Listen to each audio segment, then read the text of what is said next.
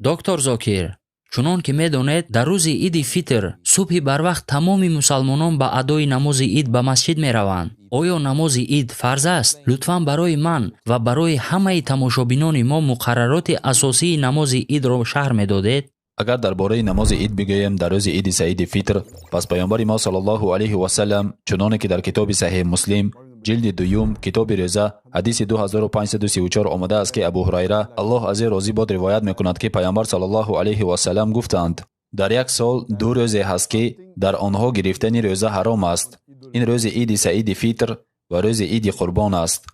ду рӯзи ид, якум иди фитр, идул фитр ва дуюм идул адҳа, иди қурбон. дар ин рӯзҳо рӯза гирифтан қатъиян манъ аст. ин рӯзҳоро ҳеҷ кас наметавонад ва набояд ки рӯза гирад.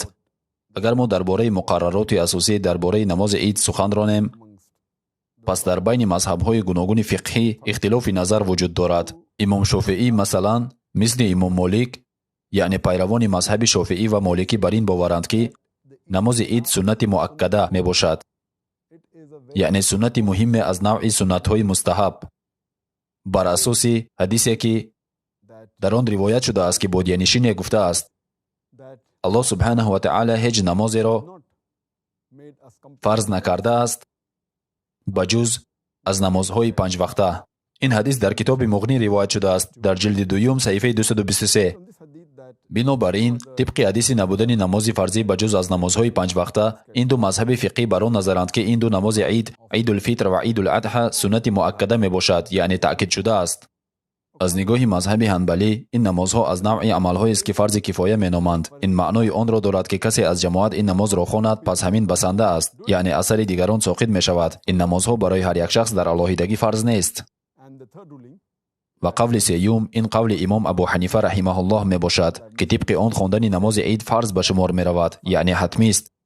ва ҳамчунин шайхулислом ибни Таймия низ дар ин қавл буданд ки хондани намозҳои идайн, яъне намози иди фитр ва иди қурбон мувофиқи мазҳаби ҳанафӣ фарз ба шумор меравад. қавли ин уламо аз ояти Қуръон гирифта шудааст. сураи Кавсар, сураи 108, ояти дуюм.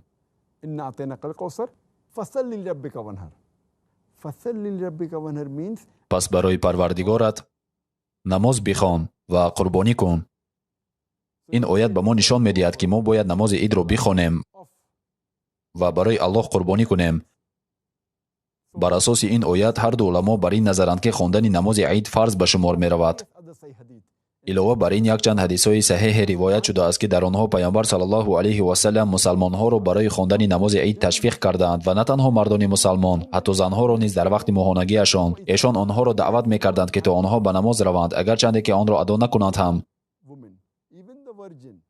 духтарони пӯшида ва ҳам бешавҳар, хурду калон, ҳатто агар намоз хонда натавонанд ҳам, ақаллан дар намозгоҳ ҷамъ шаванд. тибқи ҳадисе ки дар саҳиҳ Бухорӣ ривоят шудааст дар ҷилди якум дар китоби намоз, ҳадиси 324 ва ҳадиси 351 ва умуман дар бисёр ҳадисҳои дигаре паёмбар саллаллоҳу алайҳи васалам ҳатто кӯдаконро низ ба омадани намоз ташвиқ мекарданд. ва бар асоси ин ҳадис имом Абу Ҳанифа раҳимаҳуллоҳ ва шайхулислом ибни Таймия раҳимаҳуллоҳ бар ин назаранд ки хондани ин намоз фарз ба шумор меравад. дар сунани Абу Давуд дар ҷилди аввал китоби намоз ҳадиси 1068 боз як ҳадисе ривоят шудааст ки тибқи он паёмбар саллаллоҳу алайҳи васалам гуфтанд: агар ду ид ба як рӯз рост ояд, яъне иди фитр ва намози ҷумъа ки ҳар ҳафта хонда мешавад ва намози ид, пас касе аз шумо намози идро субҳи ҳамон рӯз хонда бошад, метавонад ки ба намози ҷумъа наояд, дар ҳоле ки он маъмулан дар масҷид хонда мешавад. ин яъне аз он мегӯяд ки агар шумо аллакай намози идро дар ҷамоат хонда бошед, масалан намози иди фитр, пас намози ҷумъа ки ҳатто аз нигоҳи маъно муҳимтар аз намози панҷвақта ба шумор меравад, тибқи гуфтаи паёмбар саллаллоҳу алайҳи васалам мешавад ки дар ин рӯз хонда нашавад.